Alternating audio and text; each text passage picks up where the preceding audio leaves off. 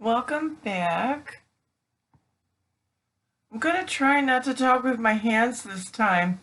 I was rewatching the video I did last Monday, and I talked with my hands so much it made the camera on the computer shake. So I'm going to try to keep my hands down. Wish me luck.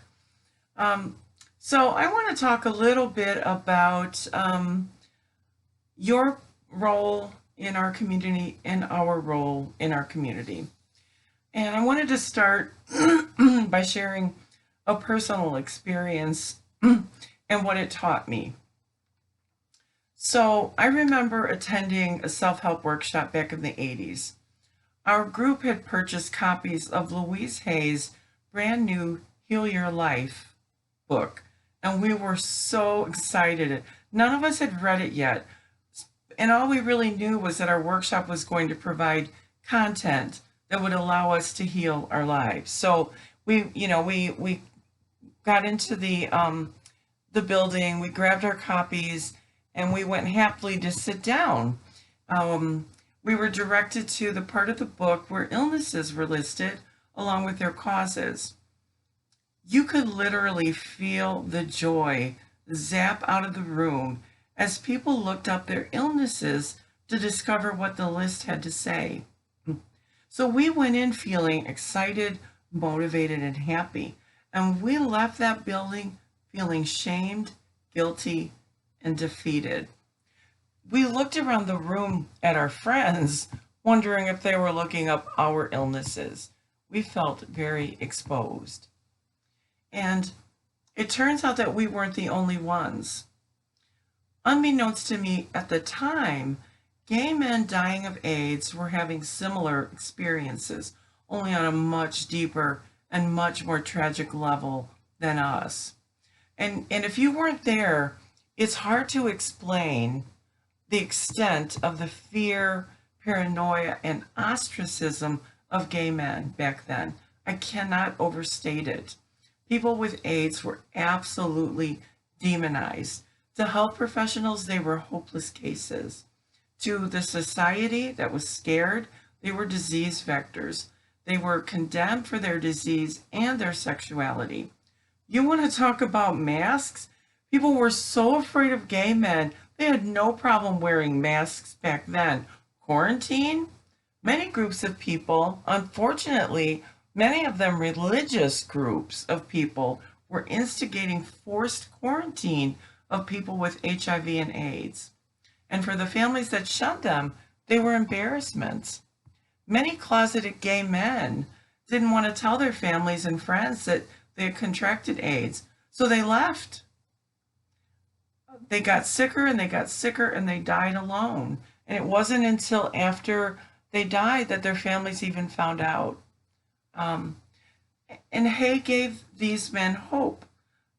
To the outside world, she was the loving mother who didn't shun them as their real mothers had. But in the private spaces of men reading her books and believing that by changing their minds, their thinking, and their beliefs, they could heal themselves of AIDS.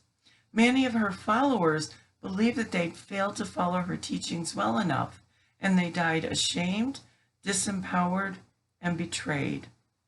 And I'm focusing on Louise Hay because she birthed this ideology, this list, into our spiritual spaces. Somewhere like 35 million copies of her books have been sold worldwide, and I think over 30 different languages. And this harmful ideology survives to this day within our spiritual communities, and it does impact people to this day. I can't tell you how many people have disclosed to me over the years, and very recently, their self-blame and shame at not being able to heal their illness themselves. From prominent leaders in our communities to people just starting out on the path, they feel like they can't or shouldn't share their troubles, or even that they don't belong in spiritual communities because they'd be exposed for having the wrong beliefs. They feel like something's wrong with their beliefs, like they're they're blocked, or it's something that they're not doing right. People who are in groups of amazing spiritual people who don't feel equal or who feel like they're lesser and don't belong. So for Hay, lack of self-love was at the center of illness. And I say self-love is the center of a healing plan of action. The last thing people with AIDS or anyone dealing with illness needs to hear is that they're causing their own illness. Any illness. If I cause this, I can heal it. AIDS, cancer, degenerative diseases, developmental disabilities. And if I can't heal it, it's because I'm not trying hard enough.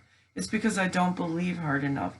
It's because I just haven't learned how to manifest. I'm doing something wrong. It's because I'm not worthy. So then not only are you ill, but you must now also suffer the additional burden of shame and guilt, born of Hay's judgmental belief that you did this to yourself. And that is not a message worth spreading. How does it help people who are already suffering? If you're sick, if you've experienced trauma that you're struggling with, don't let anyone blame or shame you. And please don't do it yourself. This is not why we're here. Our job is to hold space with you while you determine what needs to be healed, faced, and released. We can give you tips, techniques. We can sit with you and hold space and counsel you, perform energetic healing sessions with you, teach you about the magic that resides within you. It's our job to shine light to help you see more clearly. Not to be the new iteration of this medieval mindset when diseases and disabilities were seen as some kind of divine retribution or moral lapses or sins. If you're finding life difficult, unfair, frightening, you're not going to be punished with ghastly afflictions. And it's not our job to cause people dealing with illness and trauma to walk away suffering the additional toxic burdens of shame and guilt. So, Hay began using her platform to tell gay men that they could overcome AIDS through self-love. And thousands desperately tried, and they died feeling like failures. A virus. And it's not even the point. It's not even the lesson. The lesson is, no matter what happens to us, we can use self-love to help us gain empowerment.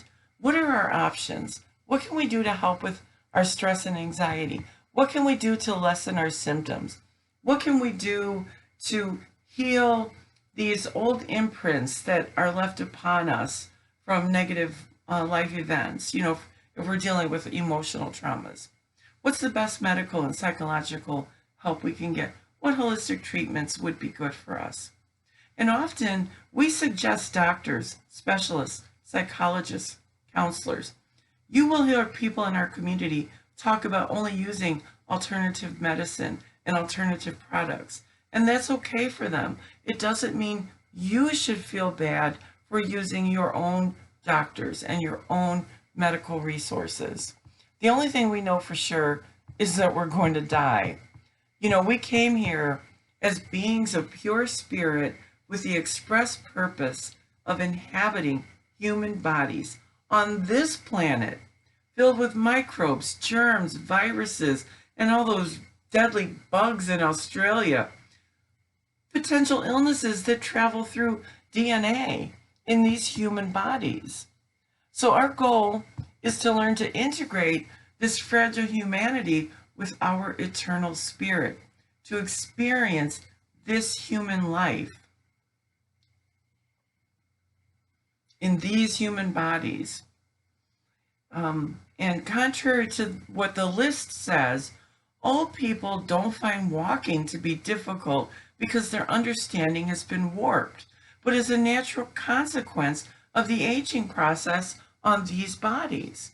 Can we make, can we stay healthier? Oh, absolutely we can. But the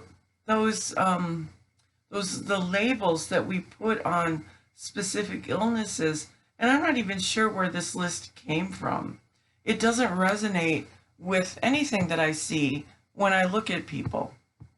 What I do see, what I do know is that when we live in shame, when we live in constant fear of being rejected, we do so when we're dealing with medical illnesses out of a place of feeling like there's something wrong with us. And being enlightened does not make you immune to problems, illnesses, mistakes, to feeling bad. What it should make you is more able to understand that your resilience and coping mechanisms are tools you can use to help you make the best decisions going forward for your own well-being.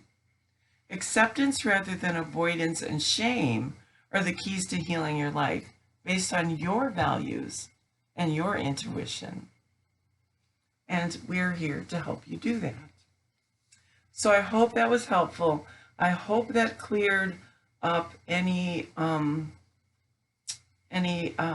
negative feelings you might be having about yourself as you struggle successfully through the issues that you're having. And I'm hoping that if you see this video, it will resonate with you, and you will have a clear understanding of the fact that we are one. Those of us in the spiritual community as teachers and healers and guides, we are you. We're just like you. We're no different. We're not on pedestals. We're here to help you, and you help us so much as well. So it's definitely a matter of symbiotic relationships.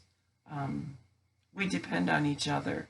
We're all traveling this path together, and I hope we can do it with more understanding of each other. If you have any questions at all about anything I've said, as always, please reach out to me. You can do so on YouTube. Most people know how to reach me. It's easier to reach me on Messenger, but I hope this was helpful. I wish you love, I wish you light, and a beautiful day.